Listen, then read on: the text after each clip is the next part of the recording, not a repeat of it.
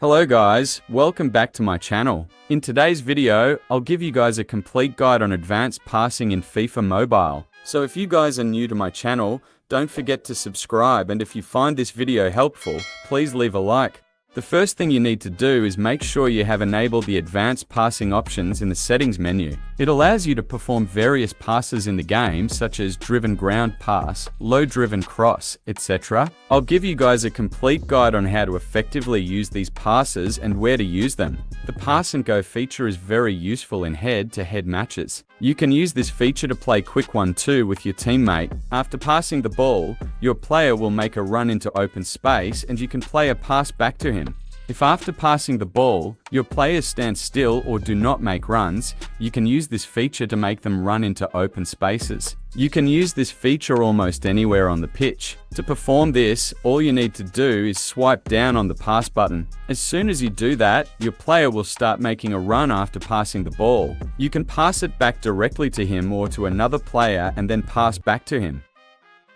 You can use this feature in tight spots to create space to cross the ball into the box and create goal scoring opportunities. This feature is very useful if your players do not make runs. You can use it to make them run into open spaces. Here is an example on how to use this feature. After receiving the ball, instead of just tapping on the pass button, I swipe down on it while holding the joystick in the direction I want to play the pass. After making the pass, notice how the player makes a run into the open space. This way you can easily create space and score goals. You can either pass it back to the player or to someone else and then pass back to him. For example, after playing a pass and go, De Bruyne makes a forward run. Just notice how I link up with other players while De Bruyne is still making a run into open space. So instead of playing a pass directly to him, I linked up with other players. You can link up with other players and open the play up. You can practice this feature in the regular matches so you get used to it.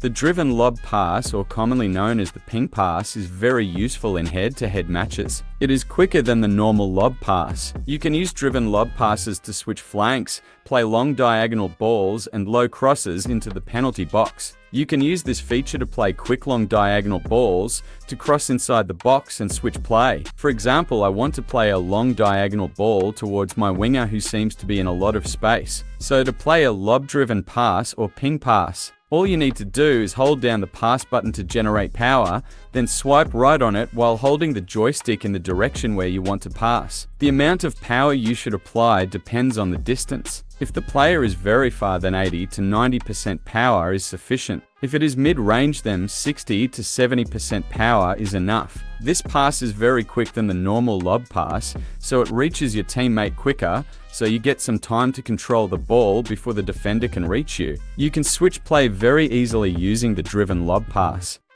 Since low crosses are broken this season, so make use of the low crosses to score goals. You can play driven lob pass into the box and score goals. While delivering low crosses into the box, 60 to 70% power is enough.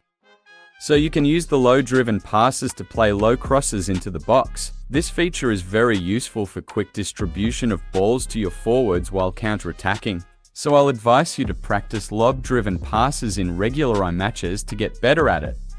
Just like driven lob pass, you can also play grounded driven passes. You can use driven ground crosses to play grounded balls into the box and feed your strikers. Driven ground pass is quicker than a regular normal pass.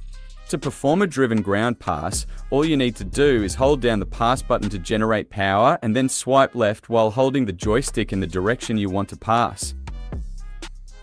Again, the amount of power depends on the distance. If you are passing the ball to a player nearby, 20 to 30% power is sufficient. Driven ground passes are very quick and less likely to be intercepted. You can use both driven lob pass and ground pass to quickly move the ball up the field and score goals. These passes are quick and less likely to be intercepted. So practice these passes in the regular matches to get better at it. Through passing is a very effective way of advancing up the field by breaking the lines of the opposition. Your side can become difficult to maintain if your through balls are accurate and the runners anticipate them well. A through ball is a pass sent into open space between two defenders or into a gap in the opposition's defense. It is played through the gap between the defenders into an open space towards a teammate making a run. To play a through ball, you just have to hold through button to generate power while holding the joystick in the direction you want to send the pass. The more power you apply, the farther the ball will travel. 40 to 50% power is enough for an effective through pass. If you put too much power, then the ball might go out of play. You can apply 15 to 20% power to play a through pass to teammate nearby. You can easily advance up the field using through passes. You can even double tap on the through button to play a dink through ball or one bounce through ball. If you double tap on the through button, your player will slightly chip the ball, which is very effective in tight spots. Now I'll teach you how to play a through lob pass. You can use through lob pass to send through air balls over the defense line of the opposition towards your winger or forward on the opposite flank. To play a through lob ball, all you need to do is hold the through button to generate power and then swipe up while holding the joystick in the direction you want to send the pass. Again, the amount of power you apply decides how far the ball will travel. Anywhere between 70 to 80% is sufficient. My advice to you is to always use wide camera angles. I prefer to use the first camera angle as it gives me a better view of the field. It's easier to spot runs of my wingers and open spaces. By using all the passing techniques together, you can score awesome teamwork goals. Notice how I use driven ground pass to send up the ball to my winger. Then I use the pass and go feature. Notice how the player makes the run after passing the ball, but instead of passing the ball back to him, I play a through pass to my right winger as there's a lot of space ahead of him. Also notice the left winger still continuing his run. My opponent here decided to bring his keeper out. So here I have two options. I can either take a finesse shot, or I can play a through pass to my left winger for an easy tap in. I chose to play a through pass for an easy tap in. By combining different passing techniques, you can score awesome team goals. You can easily and quickly advance up the field using all sorts of passes and score goals.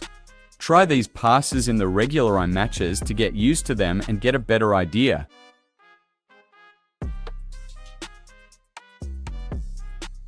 You can easily control the game using all these features. Passing helps you keep the possession of the ball, accelerate the game and control the tempo of the game. During throw-ins, you can control and move around the receiver to get him into open space.